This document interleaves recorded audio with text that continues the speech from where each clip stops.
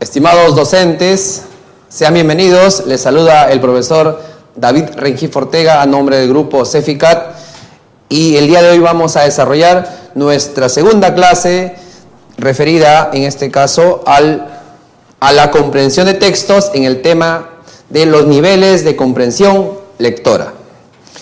Muy bien, queridos maestros, vamos a iniciar entonces nuestra clase, como decíamos, sobre la comprensión lectora. Pero vamos a empezar esta clase entendiendo qué es la comprensión. No podemos desarrollar nuestros textos que nos propone en este caso el ministerio si es que no comprendemos el término, va a dar una de esa comprensión lectora. Bien, empecemos. Según el Ministerio de Educación, maneja una concepción. En este caso, ellos toman como referencia a Solé, a Isabel Solé, quien nos está manifestando o está conceptualizando a la comprensión lectora en base a 3 niveles. Entonces, vamos a entender nosotros que comprensión, la palabra comprensión indica principalmente o debe entenderse como toda aquella interacción. La comprensión es una interacción. La interacción entre, en este caso, 2 elementos. El sujeto, en este caso el lector, y el texto. El sujeto y el texto. Entonces, vamos analizando esta concepción. La comprensión vendría a ser entonces una interacción, un intercambio, en este caso, entre el sujeto y el texto. Entonces, retomando lo que nos dice la señora Isabel Solé sobre la comprensión, ustedes también lo tienen ahí en la imagen, donde nos dice, y hemos subrayado ahí, donde nos dice que la comprensión es un proceso de interacción entre el lector y el texto, en el cual el lector construye significados sobre el texto. Ojo docentes, ojo profesores, no confundir en el sentido de que el lector va a construir un significado distinto al texto. No me refiero a eso. Lo que me refiero es que el autor, en base a sus conocimientos, previos, en base a lo que él maneja, va a poder reconstruir lo que el autor expresó en el texto. Construye un nuevo significado que muchas veces puede relacionarse o diferenciarse de lo que manifestó en este caso el autor. Por eso que al final Isabel Solé reitera y dice, comprender no es sino una construcción que implica al texto y a los conocimientos previos del lector. Muy bien, entonces no olvidar esto, que comprender textos no es otra cosa que interactuar con el texto. Bien, en ese sentido, decíamos que Isabel Solé nos presenta hasta tres niveles distintos de comprensión. Los niveles de comprensión lectora, según Isabel Solé, son los siguientes. Tenemos un primer nivel. Voy a hacer acá un pequeño gráfico para que ustedes puedan de alguna manera tener una idea de cómo es que se dan. Los niveles se entienden como procesos mentales que se dan producto de la lectura y los cuales se van logrando progresivamente. Por eso es que he graficado acá en base a una escalera, porque los niveles se van logrando de manera progresiva. El primer nivel que manifiesta Solé es el nivel literal. Como pueden visualizar también ahí en la imagen, Es el nivel literal. Luego, seguimos avanzando y tenemos un nivel inferencial. Inferencial. El tercer nivel, el nivel óptimo, el más complejo, es el nivel crítico. Es el nivel crítico. Algunos también agregan aquí un nivel superior que es el nivel creativo. Sin embargo, manejando la concepción de Isabel Solé, solo nos muestra esos tres niveles: literal, inferencial, crítico. En lo que se refiere al nivel literal, tenemos o podemos entender en base a esta pregunta: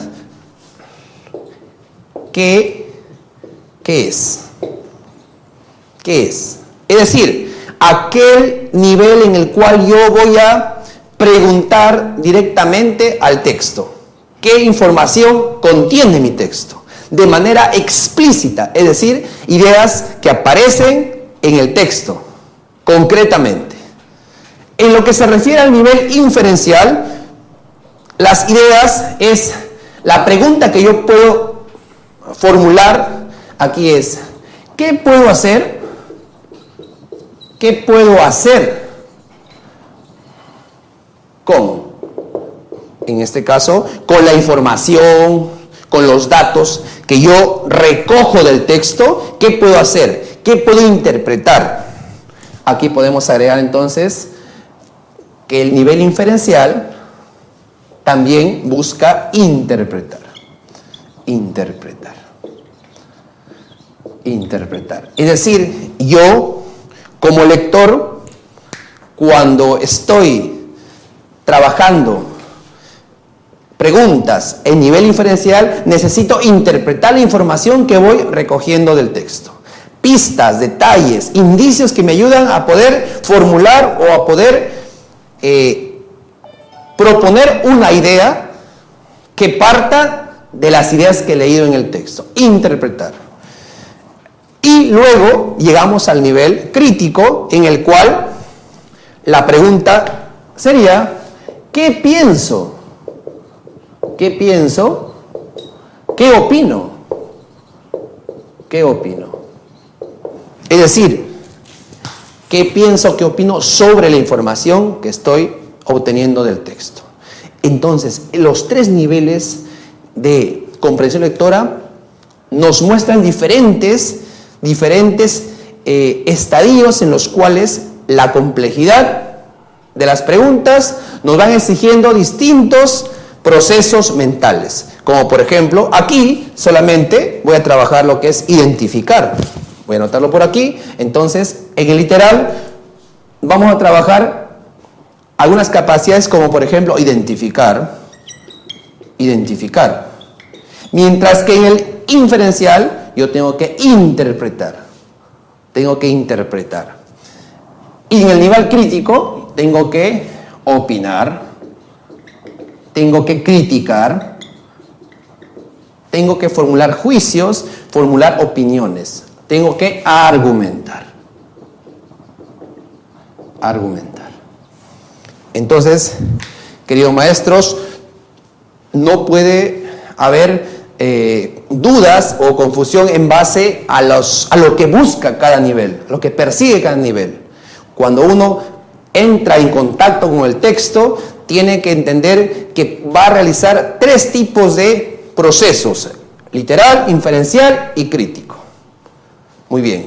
Cada uno posee distintas características que lo diferencian, así como también tiene un tipo de preguntas que nos van a guiar para uno saber en qué nivel nos estamos ubicando en cuanto a la comprensión. Como nosotros podemos observar ahí en la imagen, tenemos que el nivel literal, como dijimos, se comprende la información de manera textual, tal como está en el texto. Es decir, uno tiene que identificar o recoger o resaltar o subrayar la información presente en el texto, concretamente. A eso llamamos, como lo dijimos en la clase anterior, ¿recuerdan? Ideas explícitas. En el nivel inferencial se sacan conclusiones.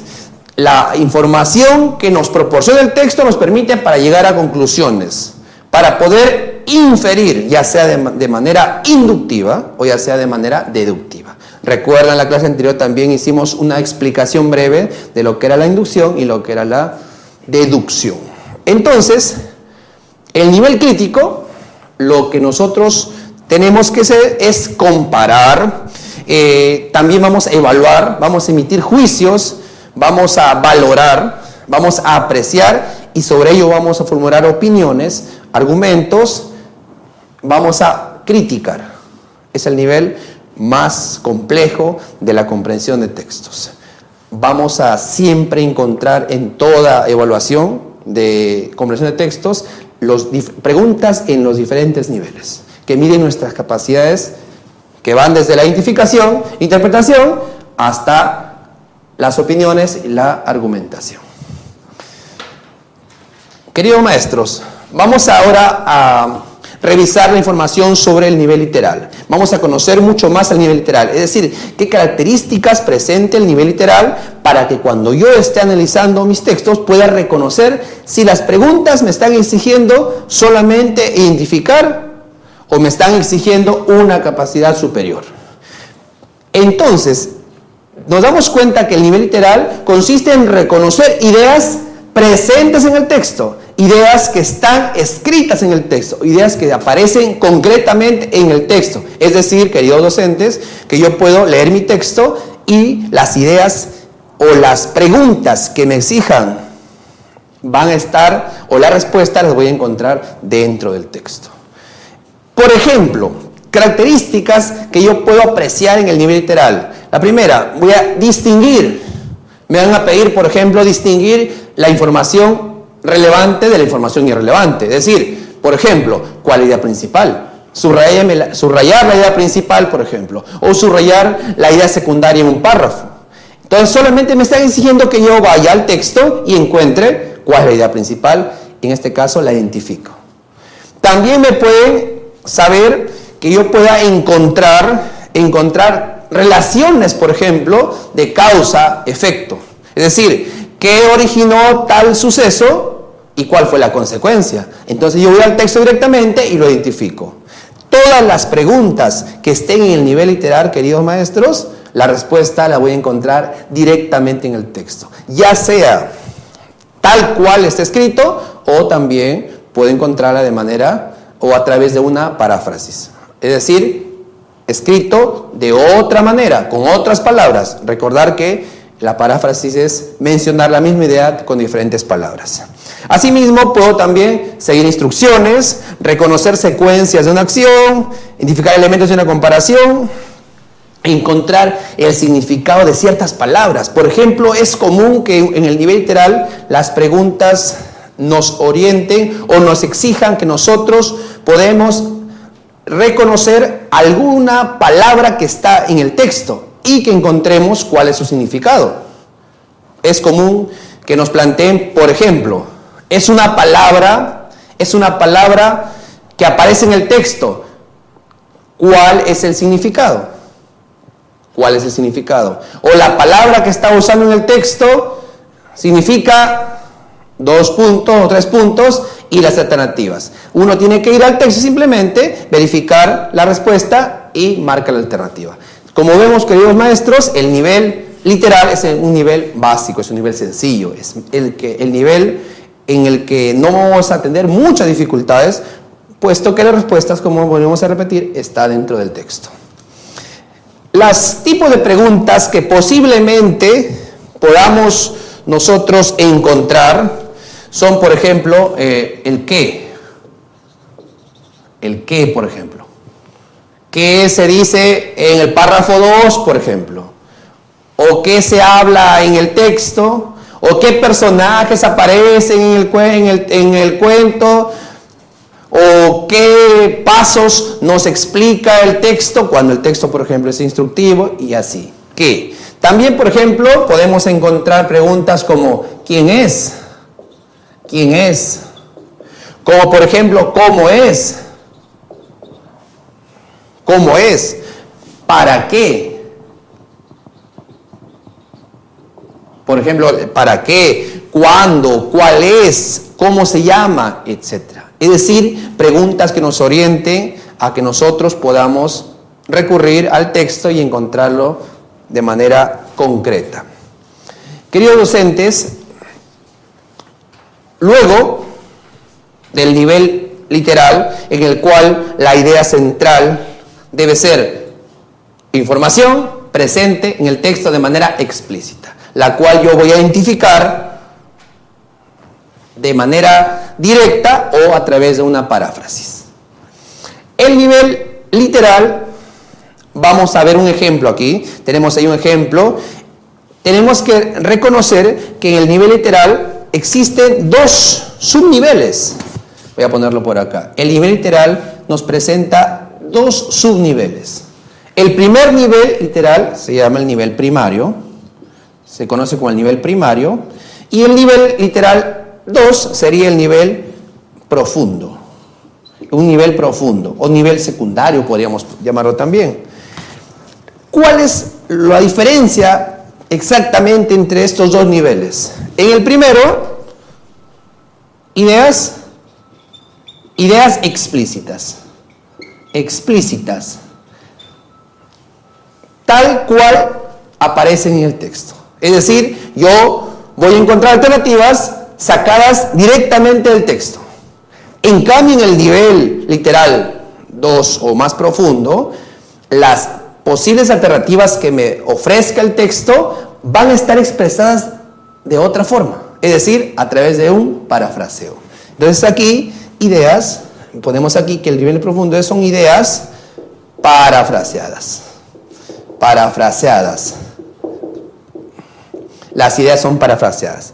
Entonces, por favor, queridos maestros, no podemos confundirnos, porque muchas veces puede pasar que el nivel literal profundo se pueda confundir con el nivel inferencial y estaríamos cayendo en un error. Luego voy a explicar brevemente cuál es la diferencia entre el nivel profundo literal y el nivel inferencial con ejemplos. Pero vayamos a ver un ejemplo. Tenemos acá un primer texto que dice, ¿cómo seleccionar un cuento? Se llama mi texto. Vamos a dar lectura, ustedes pueden hacer la lectura también ahí en la pantalla.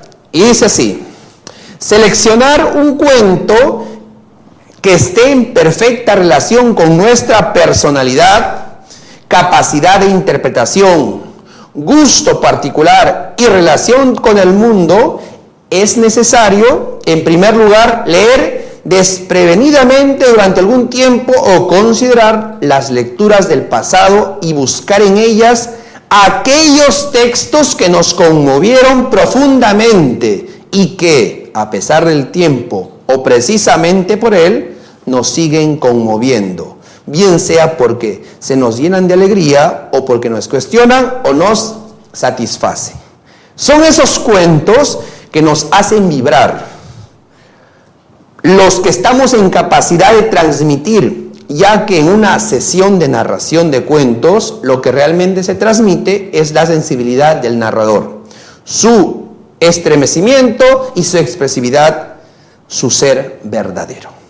Como vemos aquí, este es un texto extraído de las rutas de aprendizaje, en lo cual vamos a analizarlo. Y vamos a darnos cuenta que nos presentan alternativas. Y me dice, pero quiero que se centren ustedes, queridos maestros, en la forma como formula la pregunta. Y dice así, los textos que nos conmueven profundamente son aquellos que me está dando una pregunta que me orienta a que yo debo encontrar la respuesta dentro del texto. Porque si usted se da cuenta, toma parte de la idea que está en el texto y luego me pide que yo la complete. Los textos que nos conmueven profundamente son aquellos que, si usted se da cuenta, la respuesta la va a encontrar directamente en el texto. Ahí lo hemos subrayado con color amarillo y dice, vamos a repetir lo que dice en el texto subrayado, aquellos textos que nos conmovieron profundamente y que, a pesar del tiempo o precisamente por él, nos siguen conmoviendo, bien sea porque nos llevan de alegría o porque nos cuestionan o nos satisfacen. ¿Cuál sería la alternativa que usted considera correcta? La letra C. Nos dan alegría, nos cuestionan o nos satisfacen. Querido docente, si usted observa, esta respuesta la tenemos presente en el texto de manera concreta. Entonces, esta pregunta es del nivel literal primario. ¿Por qué primario? Porque la respuesta está tal cual el texto. No hay ninguna alteración. Está tal cual el texto. Pero veamos un ejemplo cuando la pregunta está en el nivel literal, pero en este caso está en el nivel más profundo. Vamos a utilizar el mismo texto. Utilicemos el mismo texto. Pero observemos que aquí la pregunta cambia. Dice, el texto anterior trata sobre. Queridos docentes, cuando encontremos nosotros la palabra trata, de manera irremediable nos está pidiendo el tema. Entonces lo voy a anotar por aquí, por favor. Voy a anotar por aquí. Cuando me dice de qué trata, definitivamente lo que me está pidiendo el texto es que yo identifique cuál es el tema. ¿Cuál es el tema? ¿Cuál es el tema? Entonces, aquí me está diciendo, el texto anterior trata sobre, es decir, el texto anterior presenta qué tema me están pidiendo. O las ideas del texto anterior versan en base a qué me están pidiendo también el tema. Son diferentes formas de cómo me pueden preguntar. En este caso, ¿cómo voy a poder yo resolver esta pregunta? ¿Cómo voy a poder encontrar la alternativa correcta? Dijimos que el nivel literal debo encontrar las respuestas dentro del texto. ¿Es correcto? Es decir, la respuesta va a estar en el texto. Pero como en este caso no me preguntan por una idea específicamente del texto, me dicen el tema. Y usted dirá, profesor, pero si me preguntan el tema y no está claramente mencionado, entonces voy a hacer una inferencia. Haría una inferencia siempre y cuando las ideas que están en el texto le van a usted a llevar a que usted formule una nueva idea. Pero en este caso, vamos al texto. Y mire lo que se ha subrayado. Se ha subrayado hasta parte del título. Dice, ¿cómo seleccionar un cuento? En el título también me da una información literal que está ahí. ¿Cómo seleccionar un cuento? Luego, dice, seleccionar un cuento que esté en perfecta relación con nuestra personalidad, capacidad de interpretación, gusto particular y relación con el mundo. Es decir, si usted se fija bien y une el título con esta primera idea que aparece en mi texto, usted fácilmente puede parafrasear que el tema del texto versa sobre la forma ideal para elegir un cuento. Porque en el título me dice cómo seleccionar un cuento. O sea, qué criterio debo tener para seleccionar un cuento. Y luego me informa que la mejor forma para seleccionar un cuento es que esté en relación con nuestra personalidad, con nuestra capacidad de interpretación, con nuestro gusto particular y con la relación que tenemos con el mundo. Entonces, la respuesta que más se acerca para parafrasear esta idea sería la forma ideal de elegir cuentos para leer. Entonces, como usted se da cuenta, las dos formas están en el nivel literal. Sin embargo, una me exige un poquito más de atención para poder identificar cuál es la idea que me están solicitando. En este caso, ideas que pueden estar siendo parafraseadas, a diferencia del nivel primario, donde las ideas están tal cual en el texto. Muy bien. Vamos ahora a entender un poquito más del nivel inferencial. Ya luego, con los diferentes ejemplos que vamos a trabajar en los casos, vamos a poder ir aclarando de repente algunas dudas. Y como ustedes saben también, cualquier duda que haya al final también pueden escribir en los diferentes foros que tenemos para ustedes y con gusto se les va a aclarar las posibles necesidades en cuanto al tema que estamos ofreciendo.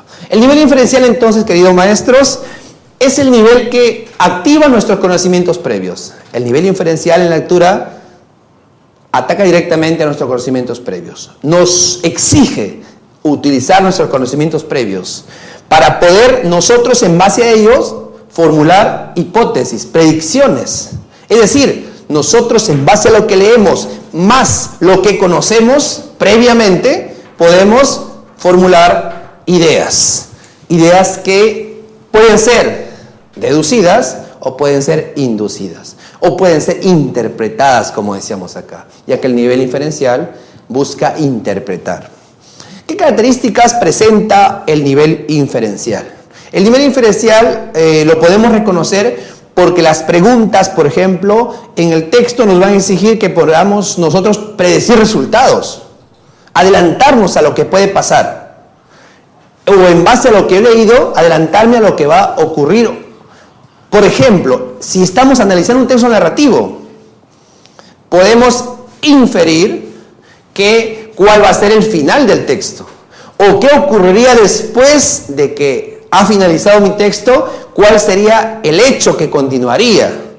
Nos va a permitir inferir significado de las palabras desconocidas. Es decir, cuando me preguntan, por ejemplo, en mi texto, la palabra subrayada, según el contexto en el que aparece, ¿cuál sería su significado? Es una palabra típica que me está exigiendo el nivel inferencial, que yo pueda, en este caso, inferir el significado contextual. Es muy diferente a que me pregunten el significado de la palabra dejando de lado el contexto. Ahí estaría en nivel literal.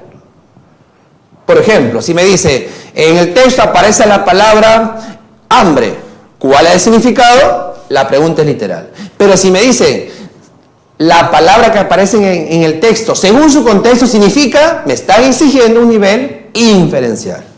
También tengo que, en el nivel inferencial, me exige, por ejemplo, interpretar el lenguaje figurativo. Por ejemplo, cuando estamos hablando de textos poéticos, tengo que yo interpretar cuál es el lenguaje que está atrás de lo concreto, el lenguaje figurativo, el lenguaje connotativo. En lo que es textos poéticos o textos literarios se trabaja muchísimo el lenguaje connotativo, es decir, aquel lenguaje que me exige interpretar. ¿Cómo interpreto yo, por ejemplo, un verso? ¿Cómo interpreto un poema? ¿Cómo interpreto una canción? Etcétera. Son preguntas o características claves del nivel inferencial.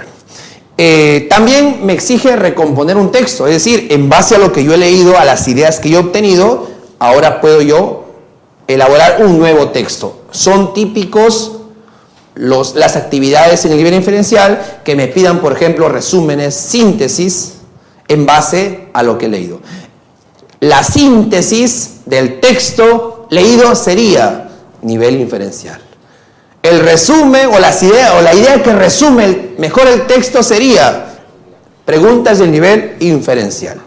Vamos a ver cuáles son las preguntas que más podrían presentarse en el nivel inferencial. Preguntas como, por ejemplo, ¿qué pasaría antes de? ¿Qué significa? ¿Por qué? ¿Cómo podrías? ¿Qué otro título podrías darle al texto? ¿Cuál es la diferencia entre este concepto y el otro? ¿A qué se refiere cuándo? ¿Cuál es el motivo? ¿Cuál es la relación que existe entre hecho y el otro? ¿Qué relación de causa-efecto hay entre este suceso y el otro? Y así, son preguntas típicas, queridos maestros, del nivel inferencial. Muy bien, vamos a entender un poquito más con unos ejemplos. Tenemos el primer ejemplo. Esto es un ejemplo que hemos extraído de la obra de Miguel de Cervantes Saavedra, de la obra Don Quijote de la Mancha, y es, como vemos, un texto literario. Aquí quiero hacer un hincapié. Cuando nosotros analicemos textos literarios, sobre todo un texto como este, que pertenece a Miguel de Cervantes Saavedra, posiblemente encontremos palabras que ya han quedado en desuso, arcaísmos, como se conocen como arcaísmos. Yo me he tomado la molestia de encerrar en paréntesis cuál sería la palabra o la frase actual de esas palabras que ya han quedado en desuso, para que podamos comprenderlo mucho mejor. El texto se llama Dulcinea, oh bella ingrata, amada enemiga mía. Carta de Don Quijote a Dulcinea. tomada del libro de Miguel de Cervantes Saavedra. Soberana y alta señora. El ferio de punta de ausencia. Por ejemplo, ahí tenemos una frase que ya no usamos en el español. El férido de punta de ausencia. ¿Qué me está diciendo ahí Don Quijote de la Mancha? Que el herido por estar en ausencia. El herido por estar en ausencia. Es decir, él mismo se está llamando así. El herido, o sea, el que está prácticamente dolido, en este caso, por estar lejos de alguien. El herido por estar en ausencia. Y el llegado de las telas de corazón. Y el llegado de las telas de corazón. Dulcísima Dulcinea del Toboso, te envía la salud que él no tiene. Te envía la salud que él no tiene. Voy a hacer énfasis en las ideas, puesto que el nivel inferencial necesita ser interpretado. Y más aún si el texto es literario. Porque como ustedes saben, un texto literario, queridos maestros, utiliza un lenguaje figurativo que hay que interpretar. ¿Correcto? Sigamos. Si tu fermosura me desprecia, si tu valor no es mi pro, si tus desdenes son en mi afincamiento, o sea, una aflicción, en este caso, una preocupación. Maguer, esa palabra maguer, por ejemplo, es un conector que se usaba antes y que hoy significa a pesar de. Entonces diría, a pesar de que yo sea asaz, es decir, asaz de, o sea, quiere decir muy sufrido, de que yo sea asaz de sufrido, es decir, que yo sea muy sufrido. Mal podré sostenerme en esta cuita. La palabra cuita hoy en día ha sido reemplazada, por ejemplo, por la palabra pena, que además de ser fuertes, en mí duradera. Mi buen escudero Sancho te dará entera de socorrerme. Tuyo soy. Y si no, haz lo que te viene en gusto. Que con acabar mi vida habré satisfecho a tu crueldad y a mi deseo. Es decir, Don Quijote le está expresando aquí todo su amor y al mismo tiempo su aflicción por, en este caso, no estar cerca de su amada Dulcinea del Toboso. Tuyo hasta la muerte, el caballero de la triste figura. Es un texto literario. Vamos a ver un ejemplo de cómo es que se da el nivel inferencial en ese texto. Dice, una pregunta típica del nivel inferencial. De la carta anterior se puede afirmar que, de la carta anterior, es decir, del texto anterior, de las ideas anteriores, se puede afirmar, o sea, me está pidiendo que yo interprete, que de lo que he leído yo pueda manifestar una nueva idea. De la carta anterior se puede afirmar que A, es un texto que hace parte del texto novelesco creado por Cervantes en el siglo XVII, es un texto en el que se alude al amor cortés del siglo XVI, es un texto en el que se aprecia los sentimientos de Cervantes, o es un texto en el que hace parte de una colección epistolar del siglo XVII. ¿Cuál es la respuesta correcta, queridos maestros? Ojo, aquí usted la respuesta no la va a encontrar directamente en el texto. Necesita interpretar, pero el texto le da unas pistas. Usted tiene que tener en cuenta de que el texto te va a proporcionar algunas pistas, indicios, señales que te van a ayudar o te van a guiar a que llegues a la respuesta. Por ejemplo, de todas las ideas que me presentan las alternativas, ¿cuáles están mencionando a ciertos indicios o señales que están en mi texto? Por ejemplo, la palabra Dulcinea, en este caso, hace referencia a un personaje de una obra literaria. Les dije hace un momento que el lector, cuando interactúa con el texto en el nivel inferencial, necesita echar mano ¿de qué? Dijimos, de sus conocimientos previos. Se supone que para poder desarrollar estas preguntas en el nivel inferencial, usted tiene que manejar conocimientos previos. De lo contrario, le va a ser mucho más difícil poder llegar a la respuesta correcta. Por eso lo importante que, querido maestro, que cuando vayamos a enfrentar nuestra prueba, ya sea para el nombramiento, ya sea en este caso para el ascenso, necesitamos ir conociendo también, teniendo conocimiento, para en base a eso poder interpretar las ideas que podamos encontrar en los textos. Entonces, el primer elemento que yo he podido resaltar y lo hemos encerrado es la palabra Dulcinea. ¿Por qué? Porque es un personaje que forma parte de una novela. En este caso, ¿de qué novela? La novela que ahí mismo aparece al costadito, de Don Quijote de la Mancha. Hemos subrayado también la palabra Don Quijote, porque también es un personaje, en este caso el personaje principal de la novela de Don Quijote de la Mancha. Entonces, yo encuentro que en mi texto hay dos personajes que forman parte de una novela. Y al mismo tiempo también encuentro en el mismo texto el nombre del autor. El nombre del autor de esta novela, Miguel de Cervantes Saavedra. Entonces, hay cuatro alternativas. De las cuatro alternativas, yo me doy cuenta que la que se acerca o la que menciona a las pistas que yo he podido identificar son la respuesta A y luego tenemos la respuesta C.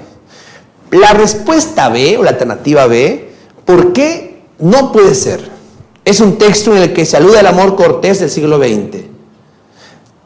Para que esta sea la respuesta, el texto tendría que ser un texto expositivo, en el cual se hable del amor cortés, en el cual se hable cómo es el amor cortés. Sin embargo, el texto que hemos leído es un texto literario.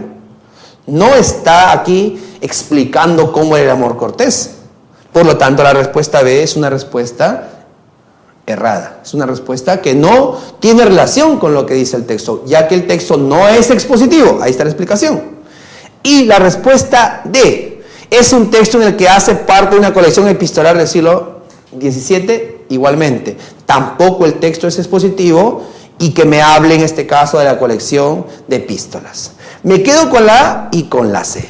¿Por qué digo con la A y la C? Porque tienen contenida en ellas, en las dos alternativas, las claves que yo he podido señalar. De las dos, ¿cuál es la alternativa correcta, queridos maestros?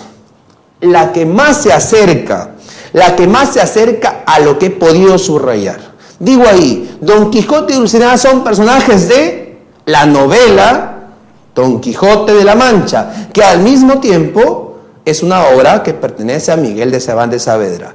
¿Qué respuesta contiene estas pistas? La C dice, es un texto en el que se expresan los sentimientos de Cervantes. Si usted se da cuenta, la alternativa es una trampa, porque dice, se expresan los sentimientos de Cervantes. Es decir, asumiendo que el que habla en el texto es el autor, Cervantes. Y si usted se fija, ¿quién está hablando en el texto? Está hablando el personaje, Don Quijote de la Mancha. Porque él dice, él se está dirigiendo a Dulcinea. ¿Quién se dirige a Dulcinea? ¿Cervantes, el autor, o el personaje de Don Quijote? Es definitivamente el personaje. Por lo tanto, la respuesta C también quedaría como una respuesta que no es correcta, dejando como única respuesta a la letra A, la cual dice, es un texto que hace parte del texto novelesco. O sea, es decir, este pequeño texto es parte del texto, o sea, de la novela creada por Cervantes Saavedra en el siglo XVII. Ahora, todo esto he podido concluir gracias a las pistas o indicios que yo he podido encontrar en mi texto y que han sido ahí subrayados, como usted puede verificar. Muy bien, vayamos a un segundo ejemplo. En este caso, la pregunta también es inferencial, pero es distinta. Dice, en la carta, o sea, se refiere al texto que hemos leído, en la carta, a la expresión, mi buen escudero Sancho, es decir, el texto está resaltando una expresión que aparece en el texto y me está pidiendo que yo interprete. En este caso dice, le subyace una relación, es decir, que yo encuentre cuál es la relación que hay entre el personaje principal, que es Don Quijote, y su escudero Sancho. ¿Cuál es la relación que existe entre Sancho y Don Quijote? Si usted observa, hemos resaltado la palabra Don Quijote, porque es el personaje principal. Y hemos resaltado la palabra Sancho, porque es un personaje secundario, pero que tiene una relación directa con en este caso Don Quijote. Vamos a observar cuál es la relación que existe entre ellos. Criado y rey. Para que esta sea la respuesta correcta, tendríamos que asumir que Sancho es un criado.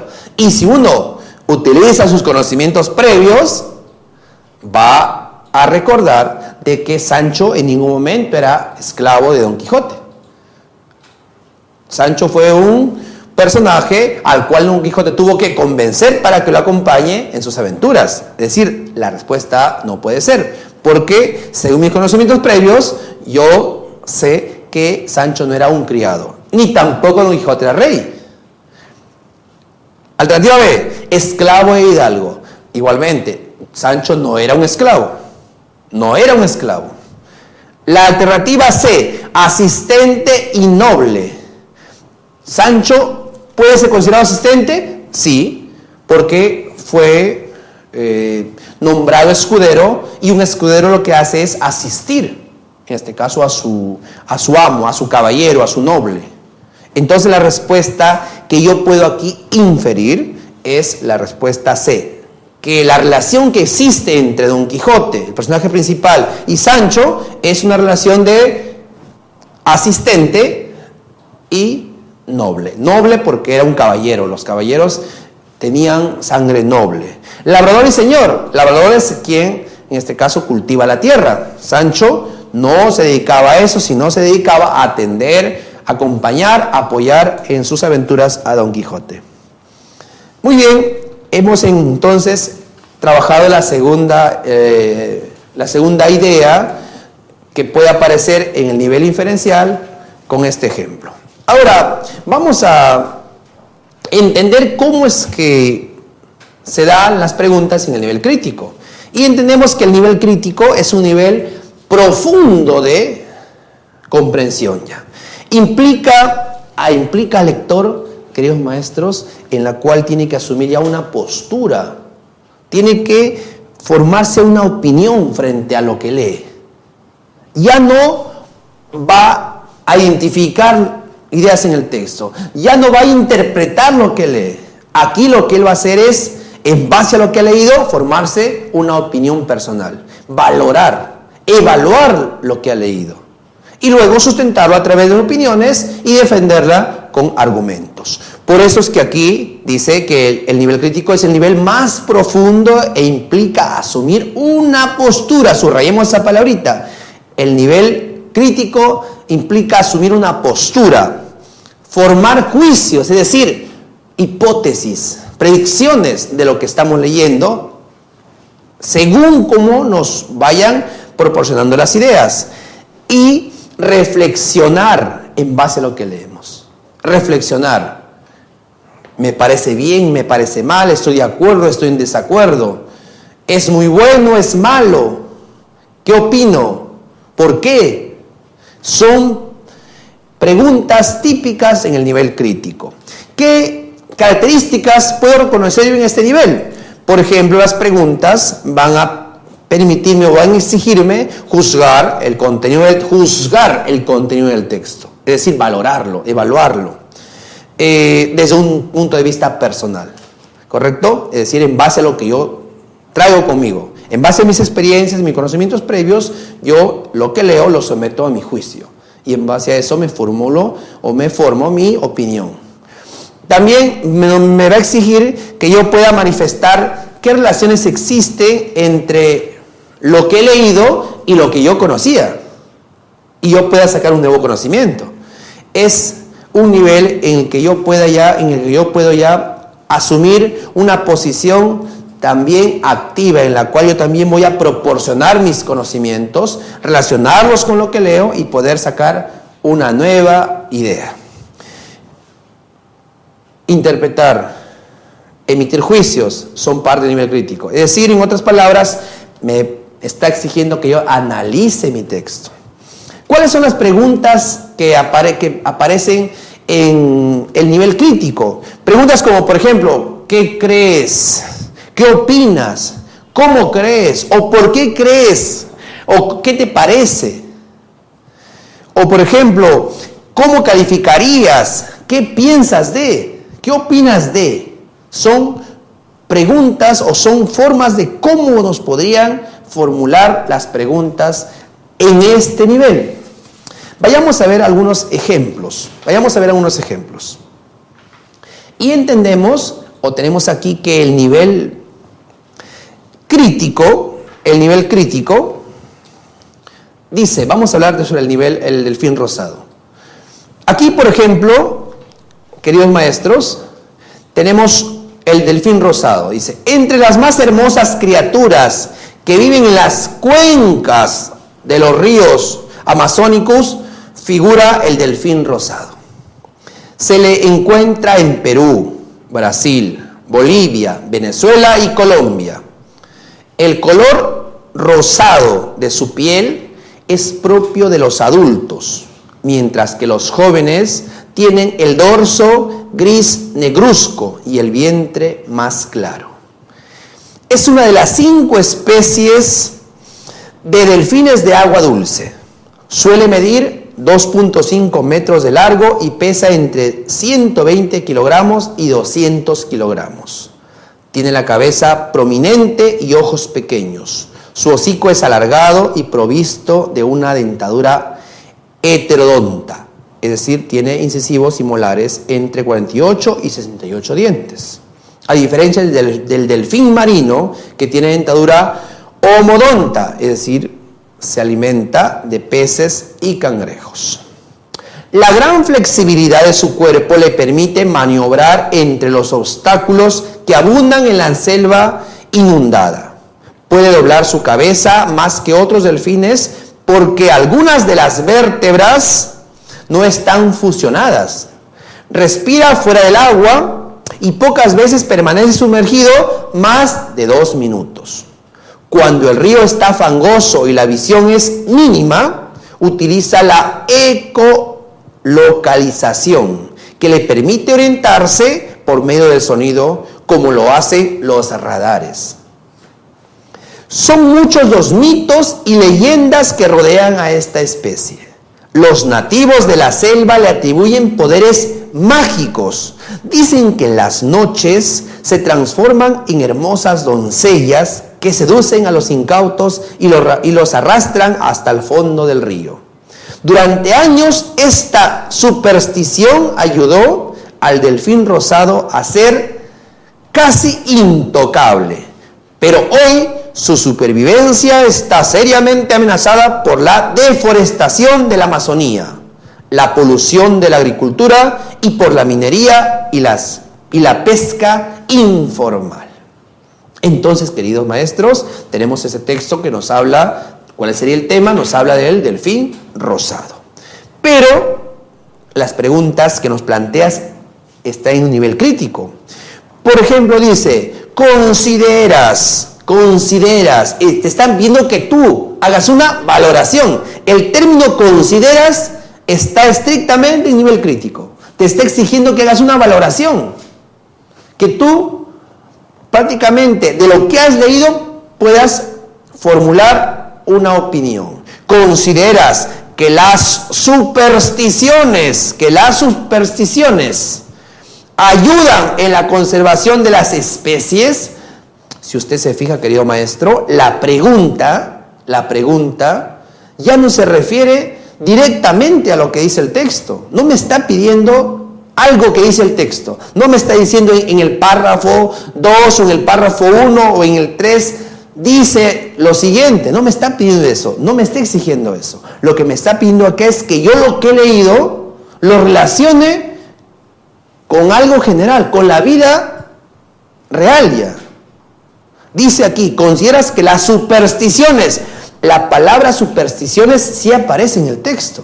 Es decir, el texto sí toca en uno de sus párrafos a las supersticiones. Y está específicamente en el párrafo 3. En el párrafo 3 el texto me habla de las supersticiones. Mire querido maestro, el texto me habla del delfín rosado. Pero en el párrafo 3 menciona las supersticiones y el texto me está justamente preguntando sobre eso. ¿Consideras que las supersticiones ayudan en la conservación de las especies? Explica tu respuesta. Es decir, me está pidiendo que yo, aparte de que voy a responder, Debo explicar por qué. ¿Por qué estoy haciendo tal opinión? ¿Cuáles serían, querido maestro, las respuestas más adecuadas para ese tipo de preguntas?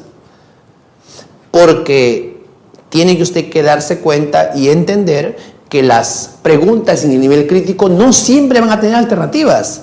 Va a haber preguntas en el nivel crítico que le va a exigir que usted pueda redactar su respuesta, como esta, por ejemplo.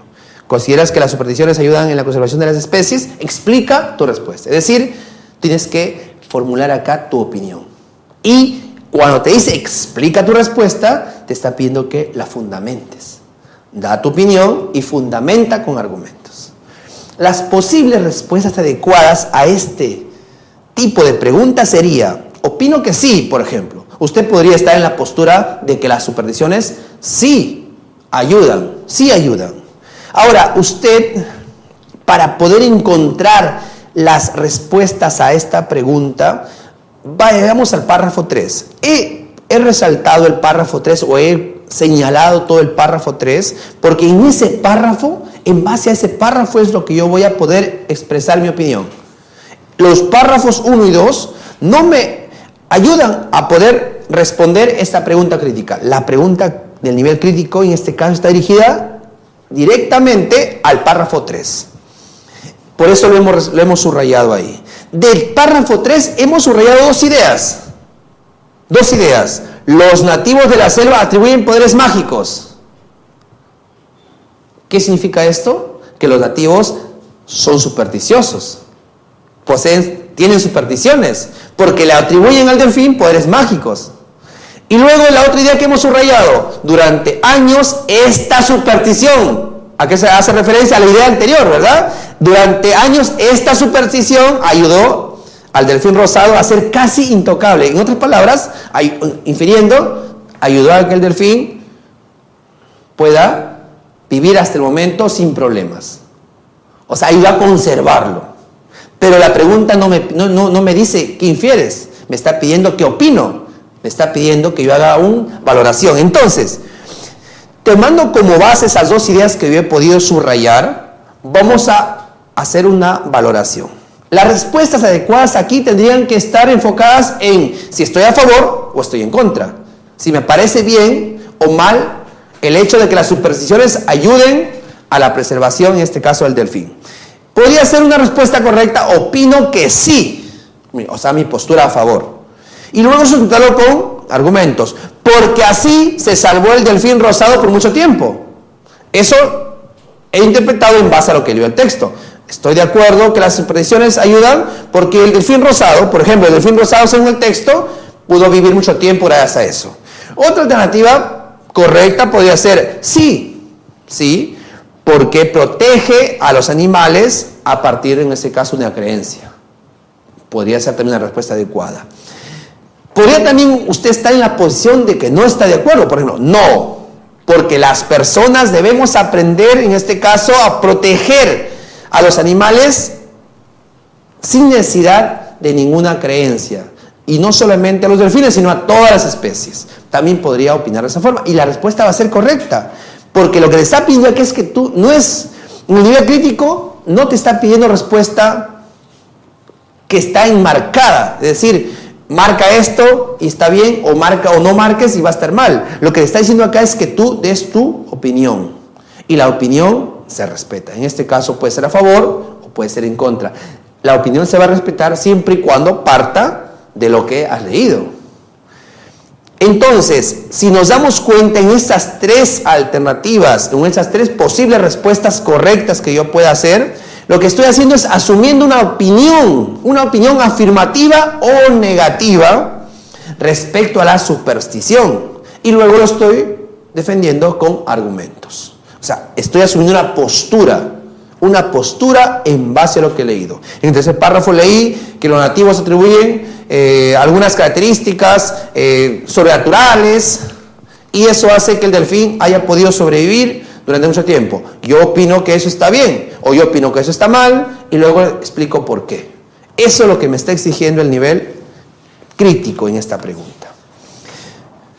Queridos maestros, Algo más que agregar en cuanto al nivel inferencial, antes ya de pasar a los casos, es que cuando uno habla de la palabra inferir, vamos a anotarlo, vamos a borrar esta parte, por favor, para poder explicar. Hay algunos sinónimos que pueden utilizar, que nos pueden confundir si es que no conocemos bien. Los sinónimos que podían aparecer frente a la palabra inferir son los siguientes. Por ejemplo, si yo estoy analizando un texto y en mi texto encuentro palabras como interpretar, por ejemplo. Palabras como, por ejemplo, deducir. Palabras como, por ejemplo, inducir. O este término que siempre se utiliza, colegir.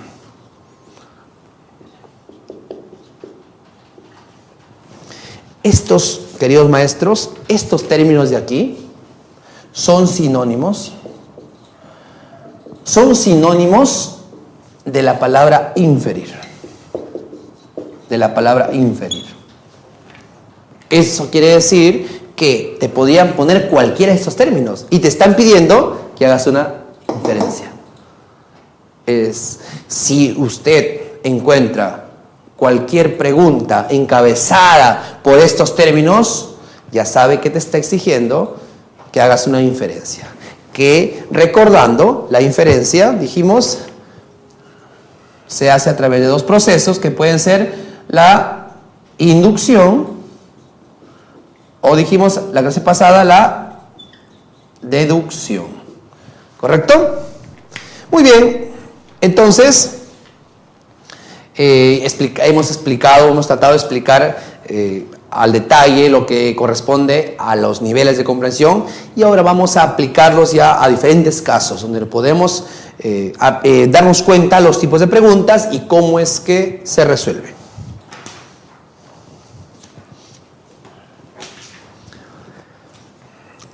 Muy bien, queridos maestros, vamos a trabajar el primer caso, el primer texto. Vamos a dar lectura y dice: la lectura es una actividad de permanente búsqueda de sentido. Ahí tenemos lo que la clase pasada vimos, las ideas principales, ¿verdad? Ahí está la primera idea principal. Los buenos lectores no leen cada oración como si estuviera aislada. Por el contrario, tratan de construir integralmente el significado del texto, apoyándose en sus conocimientos previos y en su forma de ver el mundo. Por ejemplo, supongamos que un niño lee una anécdota acerca de otro niño llamado Juan, quien va a comprar pan. Al comenzar la lectura, el niño imaginará a Juan como una persona del mundo en que él más conoce. Si el lector es un niño de una ciudad grande, imaginará a Juan con cierta apariencia física y vestido de cierta manera según lo que él conoce. En cambio, si el lector es un niño de un centro poblado andino, verá a Juan de otra manera, tal vez con otra apariencia física y una vestimenta propia de su comunidad. Además, cada lector imaginará las calles o los caminos por los que va Juan de la manera como los ve en su mundo cercano. En conclusión, ojo aquí, queridos maestros, a este conector. Recuerden lo que les dije en la clase pasada. Si usted encuentra un conector al final del texto, tenga por seguro que después viene información importante. En conclusión, cada lector irá construyendo significados a partir de lo que lee, bajo la influencia de lo que él sabe y de las ideas que tiene acerca de las personas y las cosas. La pregunta que me plantean es: ¿qué idea central plantea el autor? ¿Qué idea central? Es decir, ¿qué idea principal tiene el texto? ¿Qué idea principal tiene el texto? Lo que me está pidiendo únicamente es que yo vaya al texto y pueda identificar cuál es la idea principal. Es decir, estamos en un nivel literal. Estamos ante una pregunta en el nivel literal porque me está pidiendo únicamente que yo identifique cuál es la idea central o la idea principal. Y me da alternativas. Ahí hemos subrayado que en la última parte del texto donde dice, en conclusión, cada lector irá construyendo significados a partir de lo que lee, bajo la influencia de lo que sabe y de las ideas que tiene acerca de las personas y las cosas. Recordando lo que dijimos en la clase pasada, después del conector en conclusión, siempre va a estar la idea principal. Entonces, yo por eso acá he encerrado este conector, porque me está dando una pista que luego viene la información principal. Y hemos subrayado la información principal ahí.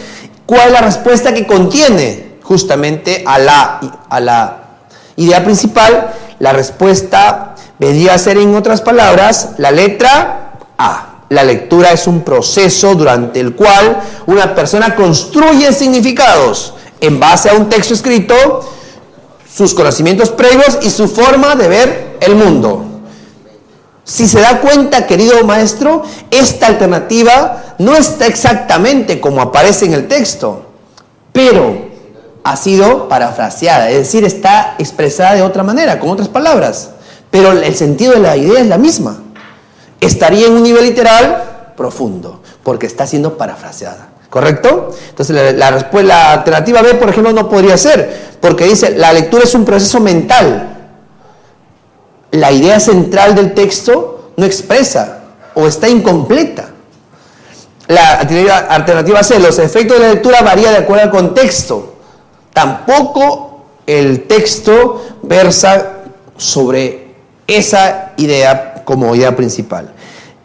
La alternativa D dice, al comenzar la lectura el niño imaginará a Juan como una persona del mundo que más conoce. Esa es una idea secundaria, por ejemplo. Porque está explicando a la idea principal que el ser humano cuando lee reconstruye los significados del texto en base a lo que él conoce. Muy bien, entonces la alternativa correcta es la letra A. Vamos con el texto 2. En el texto 2 tenemos lo siguiente. En la vida diaria, la lectura es una actividad que realizamos en diferentes lugares, con diferentes propósitos y diversas formas. Por ejemplo, mira aquí el conector, por ejemplo. Por eso le dije en la clase pasada que los conectores son nuestros aliados. Si nosotros identificamos bien a los conectores, tenemos prácticamente la mitad de nuestra tarea en cuanto a comprensión asegurada. Porque nos dan pistas. En este caso, un conector como este caso, por ejemplo, es un conector que me está diciendo que lo que viene después es una idea secundaria. Entonces, eso de ahí me está dando una pista, que la idea principal está antes de ella, porque la idea secundaria siempre explica la principal. Dice, por ejemplo, leemos el periódico en el kiosco de la esquina, un mensaje de texto en nuestro celular, el recibo de luz en nuestra casa, un aviso publicitario en la tienda, un afiche en el centro de salud, un aviso de reunión en el local comunal, etc. Asimismo, los lectores acuden a los textos para encontrar respuestas a sus problemas, saber cómo defender sus ideas, enterarse de lo que ocurre a su alrededor, aprender a cuidar su salud, participar de las actividades de su comunidad, entre otros. Es decir, me está explicando aquí diferentes situaciones en las cuales las personas van a leer. ¿Cuál es la idea que resume a todas estas? ¿Cuál es la idea general de todas estas? La que está al inicio y que hemos subrayado ahí y que usted puede verificar, donde dice, en la vida diaria la lectura es una actividad que realizamos en diferentes lugares con diferentes propósitos y de diversas formas. Esa es la idea que generaliza todas las demás. Por eso es que la alternativa correcta aquí sería la letra C. Pero quiero que se fijen en el tipo de pregunta. ¿Cuál es la idea principal del párrafo? Me está diciendo directamente que vaya e identifique la idea. Es una pregunta en el nivel literal primario. Únicamente voy al texto y subrayo la idea principal y, como me doy cuenta, aparece en mi alternativa tal cual está en el texto. La lectura es una actividad que realizamos en diferentes lugares, con diferentes propósitos y diversas formas. Pregunta nivel literal primario. Vamos con un texto que se refiere, es un texto narrativo que se refiere, en este caso, al zorro y la perdiz. Dice así: cierto día una perdiz y sus polluelos caminaban buscando comida entre chacras de habas, papas y cebada. Pero de pronto apareció un zorro. Él caminó al ver a los polluelos, se frotó alegremente las manos. ¡Qué alegría que hoy sí tendré un desayuno nutritivo y delicioso! La perdiz no sabía qué hacer. Acurrucado en un rincón de la chacra, solo atinó a rezar por su vida y la de sus crías. El zorro, al ver que la perdiz y los polluelos no tenían escapatoria, se acercó lentamente haciendo rechinar sus afilados dientes y sin esperar más se dirigió a la perdiz. Ponte a un lado, pues si tus crías logran calmar mi hambre, a ti no te comeré. Estás muy flaca y debes tener muy mal gusto. La perdiz no se apartó de sus crías, más bien con mucha fuerza le respondió: si te comes a mis crías, morirás de infección, pues tienen diarrea. El zorro tuvo asco y por ello desistió de comerlos. Pero como la perdiz mamá estaba cerca, sin pensarlo dos veces, dio un zarpazo. Cogiéndola de las alas, estaba a punto de morderle el pescuezo, cuando en ese instante los polluelos desesperados empezaron a silbar. ¡Piu, piu, piu! El canto era hermoso, al agrado del zorro, quien rápidamente imaginó con malicia: si yo supiera silbar como estos bichos, engañaría a los animales y tendría comida cerca. Por eso, pensando en su buena idea, soltó a la perdiz diciéndole: si me enseñas a silbar como lo hacen tus polluelos, la forma del pico de un ave.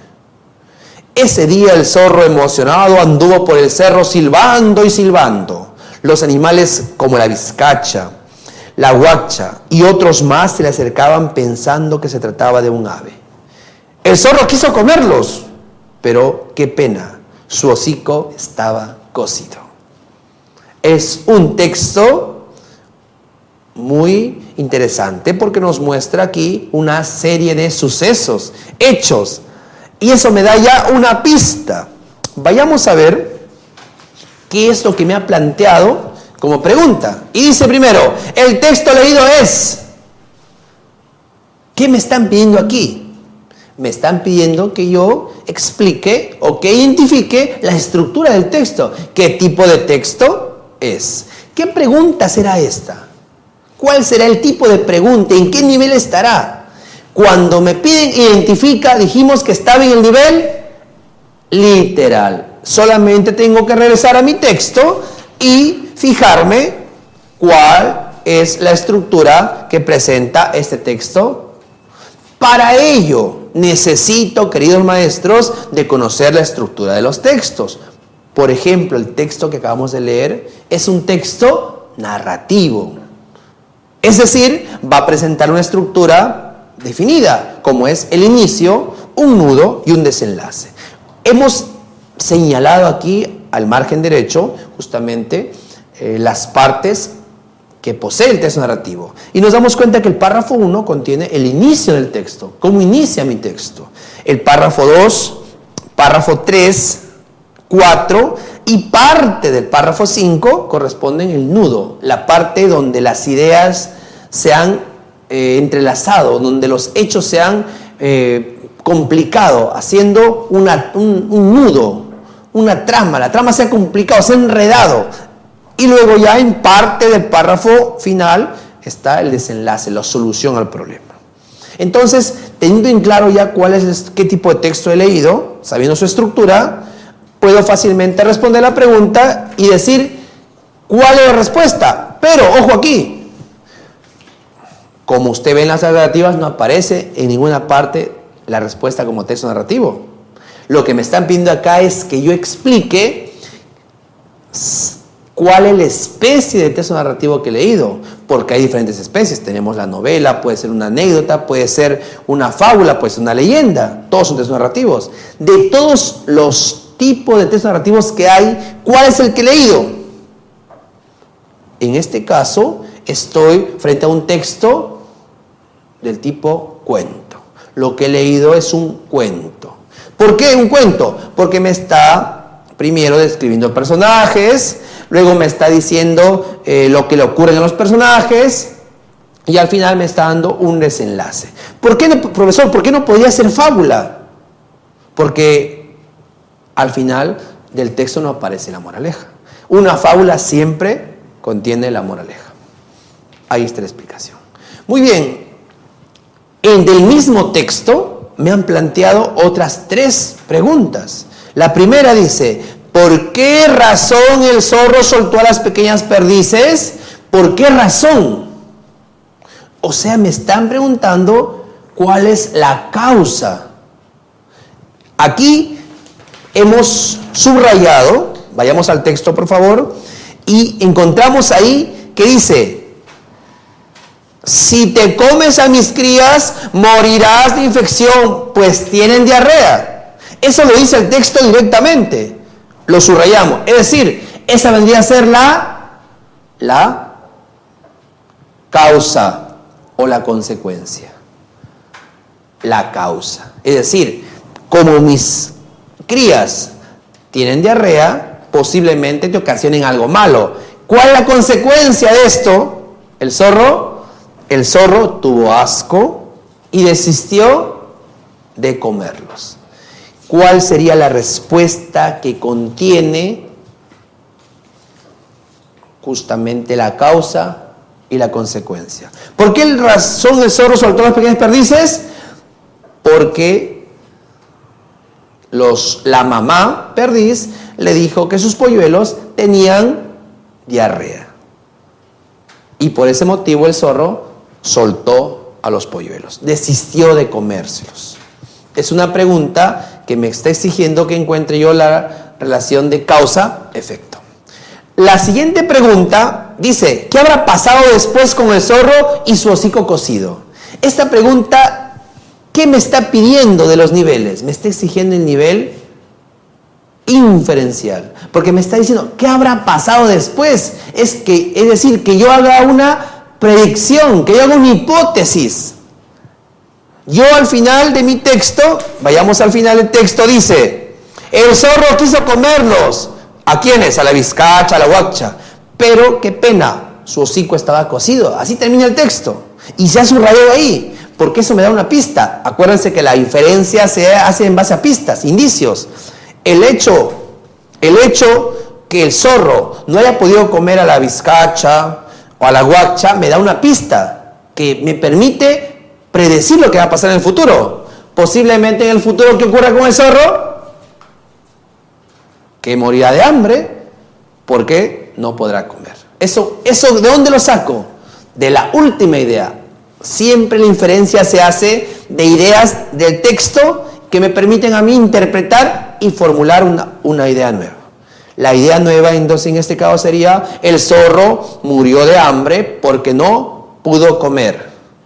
Ya que en el final del texto yo he podido leer de que el zorro con su hocico que estaba cocido no ha podido comer a los animales que se le acercaban. Eso me lleva a inferir que el zorro morirá de hambre por no poder comer. Es una pregunta del nivel inferencial. La última pregunta de ese texto es, ¿crees que la perdiz fue inteligente en esta historia? ¿Por qué? Esta es una pregunta del nivel crítico. Es una pregunta del nivel crítico porque me está diciendo que yo exprese mi opinión. ¿Crees tú que la perdiz fue inteligente en su forma de actuar? ¿Cuál es tu opinión? Sí, creo que fue inteligente. O no creo que fue inteligente. Es decir, me está pidiendo que yo asuma una postura. Que dé mi opinión sobre la actitud de la perdiz. Y luego explique por qué, con argumentos. Las respuestas acá adecuadas serían mostrar tu opinión a favor o mostrar tu opinión en contra y luego explicar por qué. Sí me parece correcta la actitud de la perdiz porque de esa manera logró proteger a sus crías, por ejemplo, pues sería una respuesta adecuada. O no me parece correcta la actitud de la perdiz porque ninguna persona o porque nadie debe engañar a sus semejantes. Sería otra respuesta correcta, porque está mostrando su opinión y sustentando con argumentos. Es una pregunta típica del nivel crítico. Entonces, la primera fue el nivel literal. La segunda fue también nivel literal. Tercera, nivel inferencial. Y la cuarta fue nivel crítico. De un mismo texto. Es decir, con esto se demuestra que me pueden de un mismo texto formular distintas preguntas en distintos niveles. Vamos con el texto 3. El arte de tener siempre la razón. Es un texto y dice así: la dialéctica erística es el arte de disputar de modo que uno siempre tenga razón por medios lícitos e ilícitos. Por ejemplo, queridos maestros, aquí fácilmente podrían preguntarme qué significa la palabra ilícito o lícito. O también podrían preguntarme dentro del contexto qué significa. Y sería inferencial. Vamos a ver si han tomado esas preguntas. Sigamos leyendo. Pues la verdad objetiva de una proposición y su aprobación por parte de los contendientes y oyentes son cosas distintas. ¿Cuál es el origen de esto? Nuestra vanidad congénita, especialmente susceptible en la capacidad intelectual, que no quiere aceptar que lo que sostuvimos como verdadero resulta falso y que lo verdadero sea lo que sostuvo el adversario. En otras palabras, nos está diciendo que nadie acepta que está equivocado. Es nuestra naturaleza, así dice el texto. Vamos a seguir leyendo. Yo estoy haciendo una interpretación ya, ¿verdad?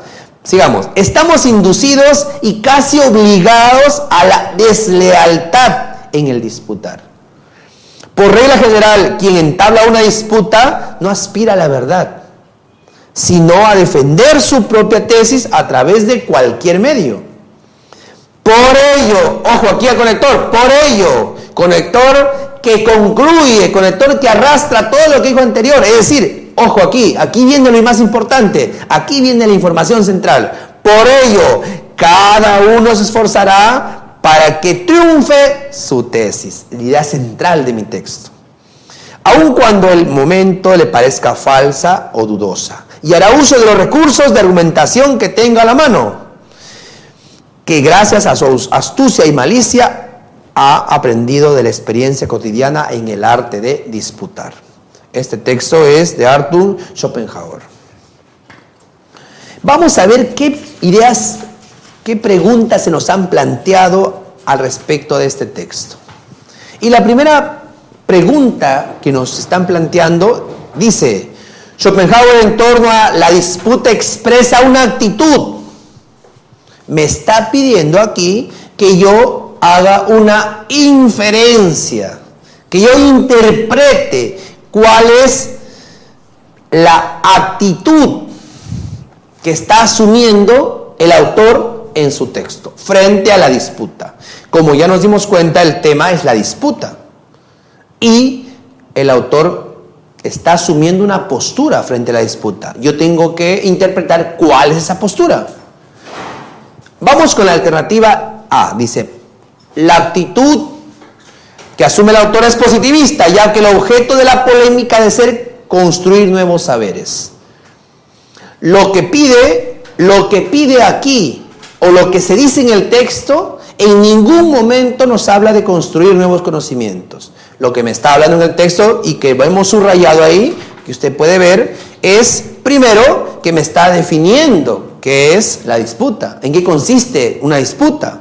Luego me está en el segundo párrafo, hemos subrayado con otro color, para que usted se dé cuenta de que ahí me está dando una explicación de causa, efecto. Es decir, ¿por qué es que las personas siempre buscamos ganar? Y nos está dando la causa ahí. Es que eso está metido en nuestra genética. O sea, los seres humanos por naturaleza somos así. Nos gusta siempre ganar. No nos gusta perder. Me está dando una explicación, hay una causa. Y por eso dice, luego me está dando otra pista, de donde dice: estamos inducidos y casi obligados a la deslealtad. Es decir, estamos obligados siempre a hacer trampa para ganar. O sea, me está explicando por qué actuamos los seres humanos así. Y al final reitera su tesis, o reitera su opinión principal que estaba al inicio: cada uno se esforzará para que triunfe su tesis. O sea, de la I, utilizando los recursos que tenga a su alcance. He subrayado o he resaltado al margen derecho las partes del texto. Lo que tenemos aquí es un texto argumentativo. porque el autor acá me está expresando una opinión y me está sustentando con argumentos. Lo que quiero que usted, querido docente, es cuando se enfrente a la comprensión de textos, tiene que primero reconocer qué tipo de texto es el que está leyendo. Es básico. Si usted no sabe reconocer el tipo de texto, va a tener problemas para poder encontrar la información importante que te muestra el texto. En este caso, es un texto normativo, por lo tanto, posee una tesis, una introducción primero en la cual aparece su tesis, luego presenta argumentos, desarrolla argumentos y al final nos muestra una conclusión. Si nos damos cuenta, el párrafo final está concluyendo, dice, por ello, cada uno se esforzará por demostrar o por que triunfe su tesis. Es la conclusión y justamente la que tiene la idea más importante. Vamos a la respuesta entonces. ¿Qué nos dice Schopenhauer en torno a la disputa? O sea, ¿qué interpreto yo? Ya nos dimos cuenta que la alternativa A no puede ser porque en ningún momento nos habla de que la disputa construye nuevos saberes. B, pesimista, puesto que considera que toda polémica es inútil. En el texto, aunque pareciera que la postura de Schopenhauer es pesimista, no me está diciendo que la polémica sea inútil. Su idea se orienta a demostrar que en una polémica uno busca siempre ganar, por naturaleza, porque así somos genéticamente. La C, idealista, porque pretende definirla como una sana conversación. Totalmente negativo, porque él está diciendo que una disputa no es una sana conversación, es una lucha entre quien hace prevalecer sus ideas. Y finalmente dice realista, debido a que comprende la condición humana y desde allí la define. Es decir, realista, porque me está mostrando tal como es la realidad. Tal como ocurre en la realidad. En la realidad, el ser humano por naturaleza. ¿Y de dónde yo saco que es realista? Porque si me voy al texto, hemos subrayado aquí, donde dice, nuestra vanidad congénita, capacidad intelectual. Es decir, esto está presente. Es algo que ocurre. Los seres humanos somos reales. Y luego dice que comprende la condición humana y desde ahí la define. La condición humana, es decir, me está explicando por qué los seres humanos actuamos así. Es decir, está entendiendo cómo es que actúa el hombre. Y en base a eso define qué es la disputa. Primero entiende por qué el hombre actúa de tal manera y luego te dice cómo es que se desenvuelve en una disputa. El ser humano por naturaleza le gusta ganar. Por eso es que una disputa siempre va a tratar de hacer que su tesis sea aceptada. La respuesta entonces es la letra D. Luego dice, en el enunciado del texto, por regla general, quien entabla una disputa no aspira a la verdad, sino a defender su propia tesis. Se ha subrayado aquí el término sino. La palabra subrayada, ¿qué está buscando? Acá me está diciendo que en el texto aparece la palabra sino, es un conector. Me está pidiendo ¿cuál es la intención de este conector? Enfatizar en lo dicho, expresar condición, presentar un defecto o denota oposición. Al decir, por regla general, quien entabla una disputa no aspira a la verdad, sino a defender su propia tesis, me está dando una contradicción, una oposición. El conector sino me está dando una relación de oposición. Por eso la respuesta es la letra D. Letra D. En el texto que acabamos de leer también, en el arte tiene la razón, en el segundo párrafo, solamente el segundo párrafo, tiene como finalidad presentar un argumento, dice. Tiene como finalidad. ¿Qué me está pidiendo? Que yo pueda identificar aquí causa-efecto. ¿Cuál es el argumento que utiliza el autor en el párrafo 2? ¿Qué tipo de argumento utiliza? Los argumentos son de diferentes tipos. Hay argumentos que son de autoridad, hay argumentos que son de analogía, hay argumentos que son hechos a través de un ejemplo y argumentos que expresan causa y efecto. En este caso, si nos vamos al texto, nos damos cuenta que él está en el segundo párrafo nos está explicando que la causa de que las personas sean o les guste siempre ganar viene en su genética, está ya en sus genes, ahí está la causa. Somos personas que nos gusta siempre ganar porque por naturaleza el hombre siempre le gusta que sus ideas prevalezcan. Ahí está la respuesta. La respuesta, en este caso, la letra D. Es un argumento de causa, puesto que pretende explicar por qué suceden las cosas a partir de la afirmación de otra. Texto 4.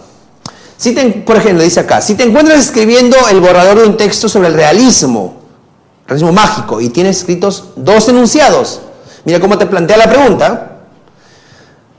Enunciado 1. Para algunos críticos, los escritores latinoamericanos del siglo XX no fueron los pioneros del realismo mágico. Enunciado 2. Esta es una característica que existía en la literatura mucho antes de la aparición de este grupo de escritores. Te dice la pregunta, la partícula que te permite establecer la relación, es decir, el conector que te permite relacionar estas dos ideas, ¿cuál sería? Y que al mismo tiempo exprese causa-consecuencia. Es decir, tú tienes que identificar qué conector utilizarías para expresar que la idea 1 y la idea 2 están relacionadas a través de causa-efecto. ¿Cuál sería el conector que expresa causa-efecto? Sin embargo, entre tanto, ¿debido a qué? Así como. ¿Cuál es la respuesta correcta? Letra C, ya que ese conector me expresa causa-efecto. Para algunos críticos, los escritores latinoamericanos del siglo XX no fueron los pioneros del realismo, debido a que esta es una característica que existía en la literatura mucho antes de la aparición de este grupo de escritores. Texto 5. El CUI. Como se dan cuenta, queridos maestros, he tratado de poner distintos tipos de textos para que usted pueda familiarizarse y pueda ver también la estructura al mismo tiempo. El CUI.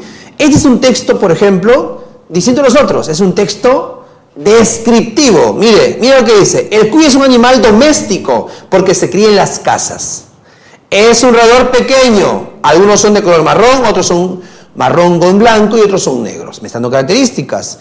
Es un mamífero, nace del vientre de su madre y cuando es pequeño toma leche materna. Luego, cuando crece, come alfalfa. Puede pesar hasta 3 kilos y vivir hasta 6 años. Con el cuy se puede preparar cuy chactado, picante de cuy y otras comidas más. Su carne es nutritiva. Pregunta. Del texto anterior se deduce. Se deduce. O sea, estamos hablando de una pregunta nivel inferencial. Se deduce. Quiere decir que yo de todo el texto tengo que formular una nueva pregunta. ¿En base a qué? Del texto que se deduce que el tema central, es decir, de todas las ideas que yo puedo encontrar en mi texto, voy a inferir cuál es el tema central. Si me doy cuenta, en el título y en el inicio del párrafo dice el cuy. Lo mismo pasa en los siguientes párrafos donde lo vuelve a reiterar. Es decir, mi tema va a involucrar al cuy. Pero al leer todos los párrafos, me doy cuenta que me está hablando de una serie de características que el cuy posee. Por ejemplo, su hábitat, donde vive, se cría en las casas, su tamaño, pequeño, por ejemplo, también cómo se alimenta, leche materna, más o menos cuánto es su peso, cuáles son los tipos de comida que se prepara con él y cuál es su importancia, su valor nutricional. En este caso es muy nutritivo. Es decir, ¿cuál sería la respuesta correcta que yo puedo inferir de todas estas ideas que tengo aquí? ¿Cuál sería el tema? ¿Sería el cuy? Si pongo que la respuesta es el cuy, estoy dejando de lado las ideas que he leído en el texto. Y acá me dice, del texto, o sea, de todo el texto, se deduce. La respuesta correcta es la letra B porque me dice características del cuy. Profesor, ¿por qué no puede ser la C? El cuy tiene distintas características. ¿Por qué? Si es lo mismo que la letra B, características del cuy. El cuy tiene distintas características. Aquí va la explicación. El tema, queridos maestros, el tema siempre se expresa en oración. Lo pongo con mayúscula, en oración. Perdón. Me estoy ya confundido. Se expresa en sujeto. Y la idea se expresa en oración. En oración. Ahí está. Es decir, posee un sujeto y posee un predicado. Al decir que posee un sujeto, la idea va a incluir al tema. La alternativa C dice, el cuy tiene distintas características. Está expresando una idea, no está expresando un tema, puesto que el tema se expresa únicamente como sujeto. La respuesta correcta es la letra B. Entonces, del texto deduce las características del cuy. Muy bien. Pasemos al texto 6, el castillo de arena. Eras un ratón que había construido a orillas del mar un bonito castillo de arena con sus torres y su puente levadizo. Una obra de arte. El ratoncito aplaudía de alegría alabando su talento. Cuando de pronto, ¡zas!, una ola traicionera invadió la playa y, en medio de un estallido de burbujas y espumas, derribó el castillo de arena. El ratoncito se puso a llorar porque su bella obra había sido destruida. La gaviota que recogía algas cerca de allí le dijo: tú sabes, simpático ratoncito, que todo tiene un final. En cuanto a tu castillo, no te apures. Mañana harás otro mucho más bonito. Como se da cuenta, el texto también es un texto narrativo. Nos está narrando aquí una serie de sucesos, de hechos. Te dice, deduce, otra vez, nivel inferencial. Deduce la causa y el efecto del suceso, pero ojo, te dice, ¿en qué párrafo? En el tercer párrafo. Vamos a centrarnos únicamente en el tercer párrafo. En el tercer párrafo, ¿cuál es la causa y cuál es la consecuencia? Nos damos cuenta, vamos a leer el tercer párrafo. En el ratoncito aplaudía de alegría alabando su talento, cuando de pronto, ¡zas!, una ola tradicional invadió la playa. ¿Y qué pasó como consecuencia? Derribó el castillo de arena. Es decir, la respuesta que me manifiesta la causa y el efecto del suceso en el párrafo 13 es: se derribó el castillo de arena porque una ola invadió la playa. Causa, efecto. Finalmente, queridos maestros, vayamos al último texto para ir finalizando ya nuestra clase de hoy sobre niveles de comprensión. Texto 7. Las disfunciones cerebrales son inaceptables. Muchas son muy lentas, apenas perceptibles. Otras, en cambio, adquieren un carácter severo e irreversible. Los derrames, por ejemplo, causan un daño inmediato y claro. En el mal de Alzheimer, las neuronas mueren en diversas zonas a lo largo de años y el deterioro es progresivo. La esquizofrenia sigue siendo todavía un proceso complicado y enigmático. La apoplejía o derrame cerebral ataca de manera fulminante. Del texto se puede inferir. Si se dan cuenta, en el texto me dan diferentes tipos de enfermedades. Es decir, de todos esos tipos de enfermedades que son particulares, yo voy a ir a una idea general, voy a inducir. Cuando el texto me diga inferir, yo debo tener en cuenta que puedo o hacer una deducción o hacer una inducción. La inferencia se puede hacer de dos formas, aquí está. Entonces, cuando la pregunta me dice inferir, tengo que darme cuenta cuál de las dos me está pidiendo. En este caso me da ideas particulares, es decir, me pide que yo arribe a una idea general. ¿Cuál será la idea general que puedo inferir de las ideas particulares que están en el texto?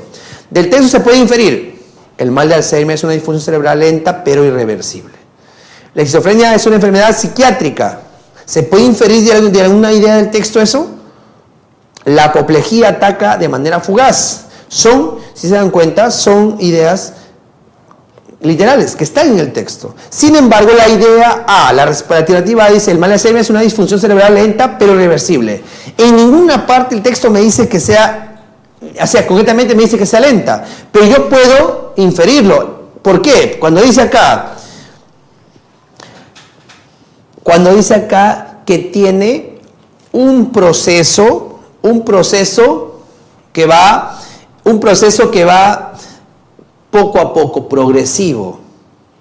Eso que me indica que, ¿cuál que deduzco de eso? Que es lenta. Y cuando me dice que es irreversible, ahí está la respuesta. Cuando me dice que la enfermedad es progresiva, fácilmente se puede inferir que es una enfermedad lenta, que va poco a poco, pero al mismo tiempo irreversible, porque no hay vuelta atrás. Por eso es que la respuesta de la inferencia es la letra A. El mal de Alzheimer es una enfermedad de disfunción cerebral lenta pero irreversible. Queridos maestros, hemos llegado al final de nuestra clase de hoy relacionada a los niveles de comprensión lectora. Espero que hayan podido aclarar todas sus dudas, y les reitero que cualquier pregunta que ustedes tengan sobre el tema que hemos desarrollado hoy, lo hagan escribiendo a nuestro foro, y con gusto vamos a absolver todas sus dudas y preguntas que tengan. Muchas gracias.